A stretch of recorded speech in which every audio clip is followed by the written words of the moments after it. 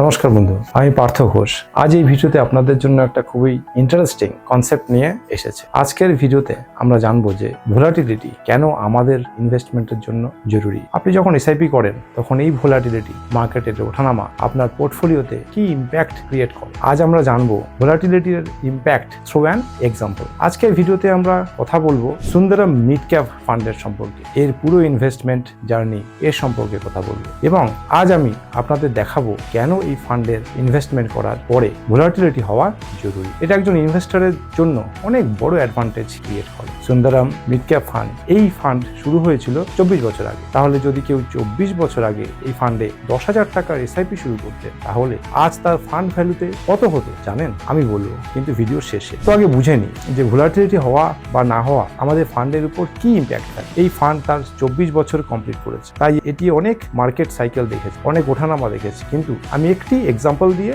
এই ভিডিওটা এগিয়ে নিয়ে যাচ্ছি। 2008-এর সময় এই ফান্ড তার হাইয়েস্ট ন্যাবে টাচ করেছিল জানুয়ারি মাসে, এবং তার ন্যাব ছিল 152 টাকা। কিন্তু 2008-এ গ্লোবাল ক্রাইসিস এলো, মার্কেট ফল করলো প্রায় 60%। এটা মিড ক্যাপ ফান্ড ছিল, তাই বেসিক্যালি এটাও মার্কেট লিঙ্কড, তাই এর ন্যাবও ফল করলো। এর ন্যাব 152 থেকে নেমে 55-তে চলে এলো। এখন যখন আপনার এসআইপি কার্ড ছিল, তখন রিটার্ন হিসাবে আপনি কি পেতেন? আপনি যখন প্রতি মাসে 10,000 টাকা দিচ্ছিলেন, তখন রিটার্ন হিসাবে কিছুই ইউনিটস পেতেন। যখন 152 ন্যাবে আপনার এসআইপি কেটেছিল, তখন আপনি কিছু ইউনিট পেয়েছিলেন। আবার যখন ন্যাব 100 হলো, তখনও আপনার 10,000 টাকাই এসআইপি কার্ড ছিল, কিন্তু 152 তুলনায় আপনি বেশি ইউনিট পেয়েছিলেন। আর যখন ফান্ডের ন্যাব 55 হয়ে গেল, তখনও আপনার আউটপুট সেই 10,000ই ছিল, কিন্তু ইনপুট হিসাবে আপনি আরো বেশি ইউনিট পাচ্ছিলেন। সো বেসিক্যালি এই সময় ভোলাটিলিটির যে ফেজ এসেছিল, সেই ভোলাটিলিটির পরে নিজে থেকেই ঠিক হয়ে গিয়েছিল ভোলাটিলিটি। সেপ্টেম্বরে 2010-এর ন্যাব আবার 55 থেকে 152-তে ফিরে গিয়েছিল। কিন্তু এই ডিউরেশনের মধ্যে যারা তাদের এসআইপি কন্টিনিউ করেছিল,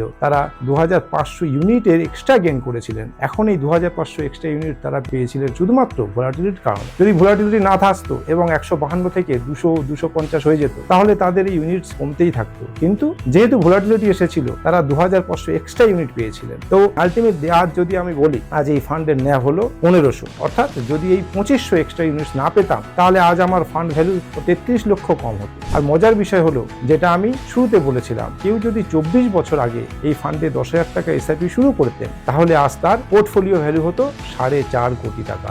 আর যদি মার্কেট এই ভোলাটিলিটি না আসতো, তাহলে আজ যে 4.5 কোটি ফান্ড ভ্যালু হয়েছে, সেটা 33 লক্ষ টাকা কম হয়ে যেত। শেষে আমি শুধু এটাই বলবো, মিউচুয়াল ফান্ড ইনভেস্টমেন্ট আর subject to your behavioral risks. Please control your behavior during your investment tenure. Thank you. Mutual fund investments are subject to market risk. Read all scheme-related documents carefully.